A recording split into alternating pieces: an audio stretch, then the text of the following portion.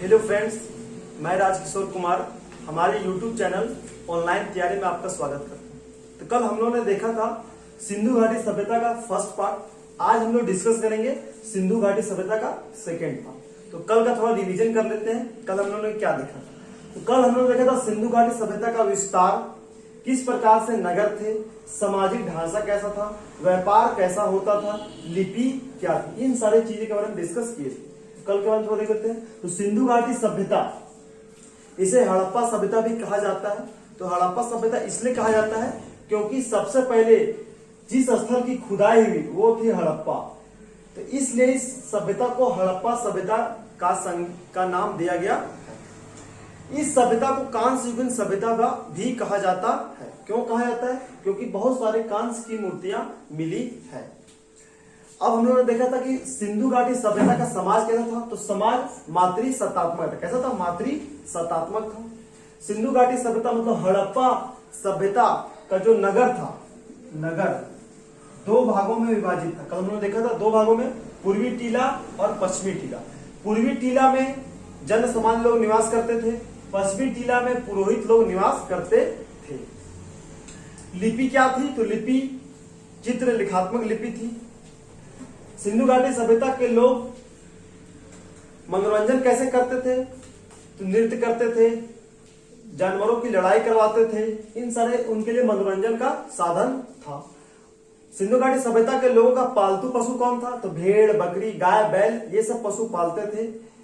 खेती किससे करते थे? गेहूं, जौ, राई, इन सारी फसलों की खेती, तिल, सरसों का भी खेती किया करते थे। इन सारी चीजों के बारे में डिस्कस किए थे। तो आज हम लोग उसका नेक्स्ट पार्ट देखेंगे कि हड़प्पा कालीन स्थल। कल हमने बताया था कि सिंधु घाटी सभ्यता के 7 स्थलों को, सिर्फ 7 स्थलों को नगरों की संज्ञा दी गई थी। उसमें कौन कौन से नगर थे? तो हड़प्पा था, मोहनजोदड़ो था, कालीबंगा था, बनावली था, चन्हूगढ़ो था, लोथल था और धोलावीरा था। इन 7 स्थलों को नगर की संज्ञा दी गई थी। बाकी सारे नगरों के बारे में आज हम लोग डिस्कस करेंगे। तो सबसे पहले डिस्कस करेंगे हड़प्पा। क्या? हड़प्पा। हड़प्पा कहाँ? वर्तमान क्षेत्र मोंटगोमरी जिला, पश्चिमी पंजाब, जो भी पाकिस्तान में है। यहाँ पर खोजा गया था। इसके खोजकर्ता कौन थे? तो राय बहादुर दयाराम साहनी 1921 में, जॉन मार्शल के निदेशक में। प्रमुख नदी मतलब हड़प्पा किस नदी किनारे खोजा गया? तो रावी नदी के किनारे।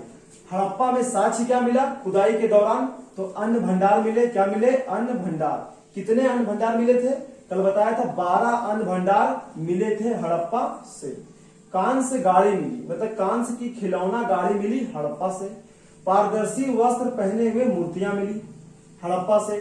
मछुआरे का चित्र मिला और कांस्य दर्पण मिला हड़प्पा से। नेक्स्ट देख लेते हैं मोहनजोदड़ो। मोहनजोदड़ो को प्रेतों का टीला कहा जाता है। यह लड़काना जिला सिंध प्रांत पाकिस्तान में मिला। इसके खोजकर्ता कौन है? राखल दास बनर्जी 1922। किस नदी के किनारे? तो सिंधु नदी के किनारे। यहां से क्या मिला साक्ष्य? तो विशाल स्नानागार मिला। क्या मिला? विशाल स्नानागार, जो सबसे इंपॉर्टेंट है।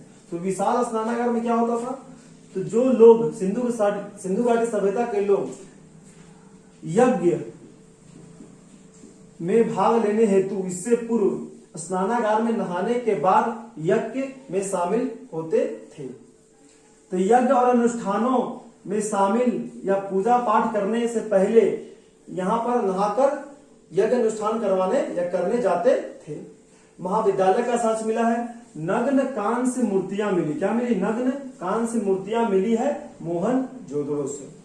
सिंधु घाटी सभ्यता का सबसे बड़ा स्थल कौन है? तो मोहनजोदड़ो है। कौन है? मोहनजोदड़ो। क्वेश्चन आएगा सिंधु घाटी सभ्यता का सबसे बड़ा स्थल कौन है? तो वो है मोहनजोदड़ो। सेकंड कौन सा है? तो हड़प्पा। ये दोनों पाकिस्तान में, भारत में स्थित नहीं है। तो भारत में स्थित सबसे बड़ा स्थल कौन है? हड़प्पा कालीन स्थल वो है तो राखी गढ़ी है। कौन है? राखी गढ़ी। भारत का राखी गढ़ी है और भारत छोड़कर सबसे बड़ा मोहनजोदड़ो और सेकंड हड़प्पा। नेक्स्ट आते हैं लोथल। यह अहमदाबाद गुजरात में खोजा गया है रंगनाथ राव के द्वारा। रंगनाथ राव के द्वारा 1955 और 1962 भोगवा नदी के किनारे खोजा गया। यहां से क्या मिला है? तो यहाँ से हाथी दांत मिला है। क्या मिला? हाथी दांत मिला है। चावल का साक्ष्य मिला है, घोड़े की मूर्तियां मिली हैं और 3 युग्मित समाधियां मिली। क्या मिली? 3 युग्मित समाधियां। तो 3 युग्मित समाधियां मिलने का क्या कारण है कि सती प्रथा का प्रचलन होता होगा, तभी 3 युग्मित समाधियां, मतलब एक ही कब्र में 3 मृतक शरीर, 3 युग्मित समाधियां मिली है। कहां से? लोथल से। नेक्स्ट देखते हैं चन्हू दड़ो। ये कहां पर है? तो ये सिंध पाकिस्तान में खोजा गया। किसके द्वारा? तो अर्नेस्ट मेके व एनएच मजमूदार। कब खोजा गया? तो 1931 में खोजा। कब खोजा गया? 1931 में खोजा गया। सिंधु नदी के किनारे, सिंधु नदी के किनारे। यहां से क्या मिला है? यहाँ सबसे महिलाओं के श्रृंगार के सामान मिले हैं। लिपस्टिक मिला है। बताइए, लिपस्टिक मिला है, कांस्य गाड़ी, खिलौना गाड़ी, कांस्य की कंघी मिली है, काजल और पाउडर मिला है। तो आज के वर्तमान की तुलना में की जाए, आज 2020 चल रहा है और उधर 2500 BC से 1750, लगभग 4500 या 4700 साल पहले भी महिलाएं श्रृंगार करती थी। कहां से मिला है? चन्हू दड़ों से। लिपस्टिक, सोचने वाली बात। काजल, पाउडर, कंघी, तो 4500-4700 साल भी महिलाएं श्रृंगार करने में पीछे नहीं थी। कहां से मिला? चन्हू दड़ों से मिला। कालीबंगा, तो कालीबंगा कहां पे खोजा गया? हनुमानगढ़, जो कहां पे है? राजस्थान में। कहां पे है? राजस्थान में है। इसके उत्खननकर्ता कौन है? तो अमलानंद घोष। अमलानंद घोष कब? 1953 में। और कुछ खोजे गए बाद में, तो ब्रजवासी लाल और बीके थापर 1960 में। 1960 में ब्रजवासी लाल ने खोजा और अमलानंद घोष ने 1953 में खोजा। किस नदी किनारे? घग्गर नदी के किनारे। यहां से क्या मिला है? यह जुते हुए खेत मिले। क्या मिले? जुते हुए खेत, मतलब हल चलाए हुए खेत मिले हैं। अग्नि हवन कुंड, अग्नि हवन कुंड से क्या पता चलता है कि उस समय वहां पे क्या होते होंगे? यज्ञ होते होंगे। क्या होते होंगे? यज्ञ होते होंगे। इसलिए कालीबंगा से यज्ञ, अग्नि हवन कुंड का साक्ष्य मिला है। सबसे इंपॉर्टेंट चूड़ियां, क्या? तो काले रंग की चूड़ियां कालीबंगा, का से कालीबंगा, का से काली चूड़ियां मिली है। लकड़ी की नाली मिली है। कहां से? कालीबंगा से। नेक्स्ट देखते हैं राखी गढ़ी। राखी गढ़ी हमारे भारत के सिंधु घाटी सभ्यता का सबसे बड़ा हड़प्पा कालीन स्थल कौन है? राखी गढ़ी, जो भारत का है। और भारत के अलावे कौन है? मोहनजोदड़ो, मतलब मोहनजोदड़ो ऑल ओवर हो गया मोहनजोदड़ो। और भारत की बात की जाए तो राखी गढ़ी। ये कहां पर? हिसार हरियाणा में। कहां है? हिसार हरियाणा।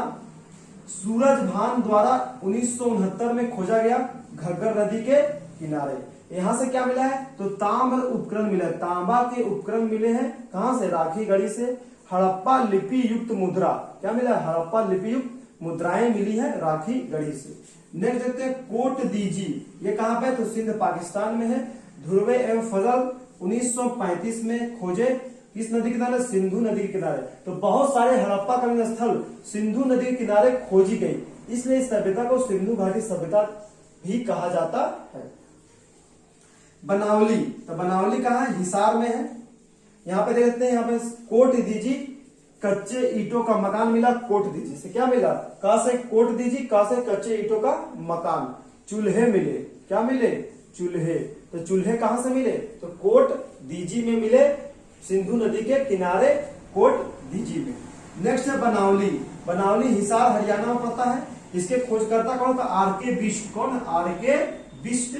1973 में सरस्वती नदी के किनारे। यहाँ पे क्या मिला?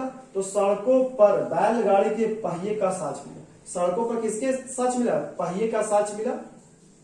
जौ का साक्ष्य मिला। कि जौ का साक्ष्य मिलने का तात्पर्य क्या है? कि जौ की खेती होगी बनावली नगर में। नेक्स्ट है खिलौना मिला। क्या मिला? खिलौना मिला। देखते हैं रोपड़। रोपड़ रूपनगर पंजाब में स्थित है।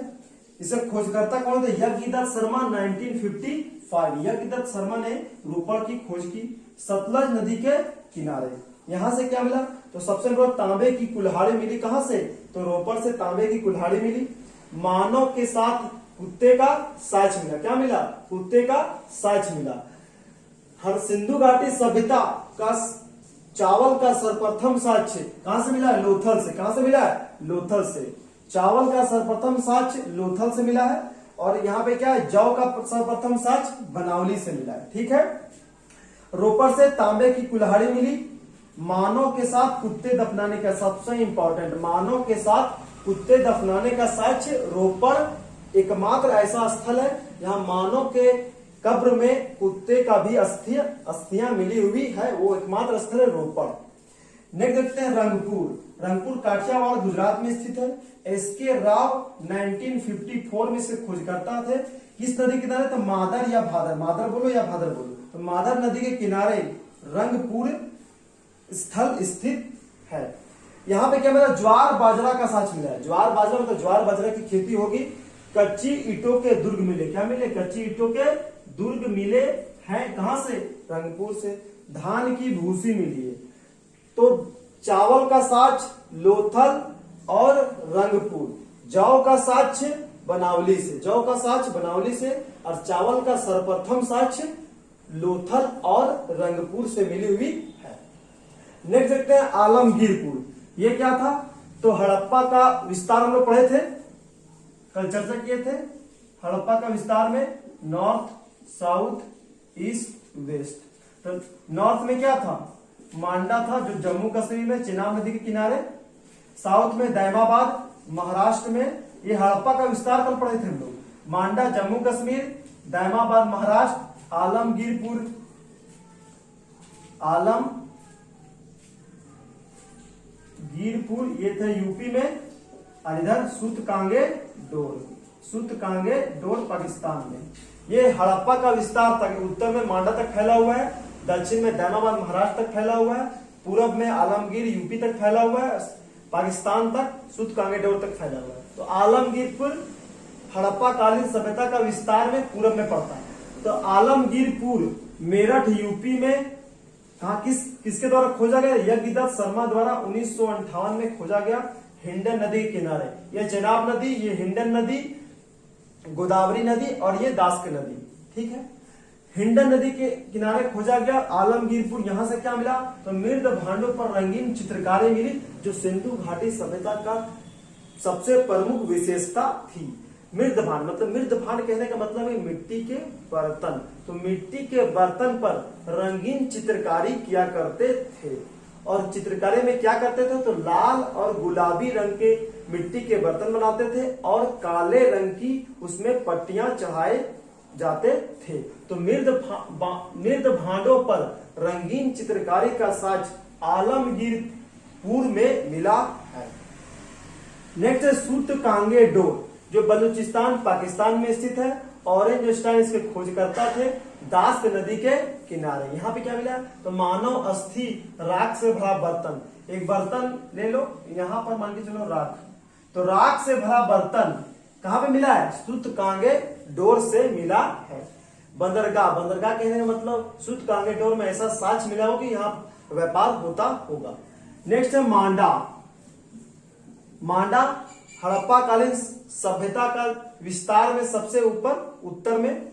तो मांडा जो जम्मू कश्मीर में स्थित है, किसने खोजा था, जगपति जोशी ने खोजा 1982 में, चेनाब नदी के किनारे। यहां से क्या मिला, तो पत्थर के ब्लेड मिले, क्या मिले, पत्थर के ब्लेड मिले, मोहरों का साक्ष्य मिला मांडा से। ठीक है। नेक्स्ट है सुतका कोह। सुतका कोह से कहां पर स्थित है, पेरिन बलूचिस्तान में स्थित है। जॉर्ज डेल्स द्वारा खोजा गया 1962 में। कब, 1962 में। सुतका कोह किस नदी के किनारे थे, सादी कोर नदी के किनारे स्थित है। यहां से क्या मिला, तो 2 टीले मिले, क्या मिले, 2 टीले मिले, मृद भांड के साक्ष्य मिले। मृद भांड के साक्ष्य सुतका कोह से मिले हैं, और मृद भांड में रंगीन चित्रकारी आलमगीरपुर से मिला हुआ है। नेक्स्ट देखते हैं सुरकोटदा।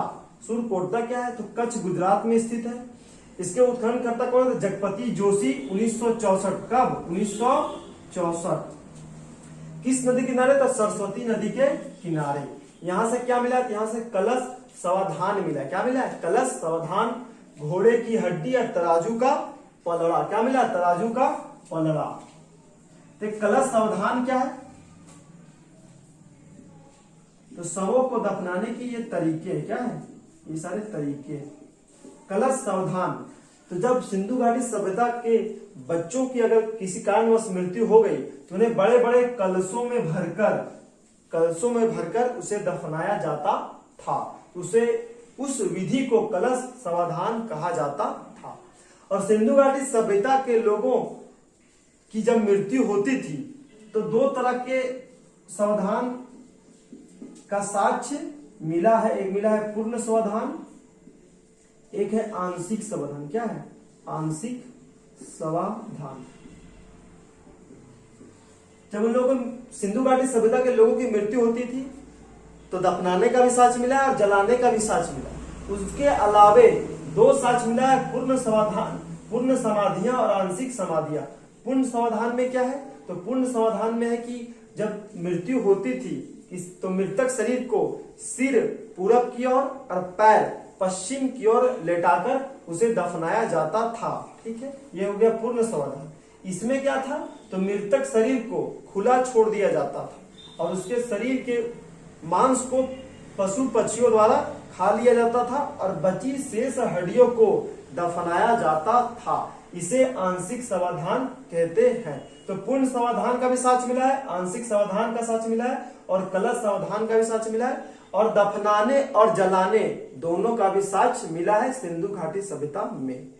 नेक्स्ट में देख लेते हैं धौलावीरा। क्या? धौलावीरा ये कच्छ गुजरात में स्थित है। जगपति जोशी 1967 में से खोजकर्ता थे।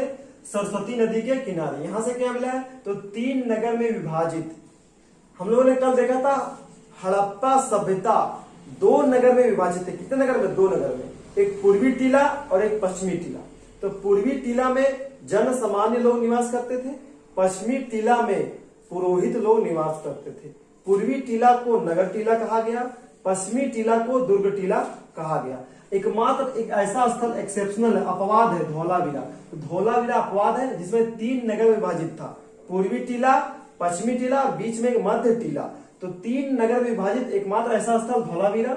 और 2 का साक्ष्य मिला है हड़प्पा, पूर्वी टीला और पश्चिमी टीला। ठीक है। पॉलिशदार श्वेत पत्थर मिले। कहां से? तो धौलावीरा से। ठीक। पतन के कारण क्या थे? तो पतन के कारण बहुत सारे इतिहासकारों ने अपना अलग अलग मत दिए हैं। तो पतन के कारण में जैसे जॉन मार्शल का कहना है कि सिंधु घाटी सभ्यता का पतन भूकंप के कारण हो गया। ऑरेंज स्टाइन का कहना है कि जलवायु परिवर्तन के कारण सिंधु घाटी सभ्यता का पतन हो गया। बहुत सारे इतिहासकारों ने कहा कि आर्यों के आक्रमण के कारण सिंधु घाटी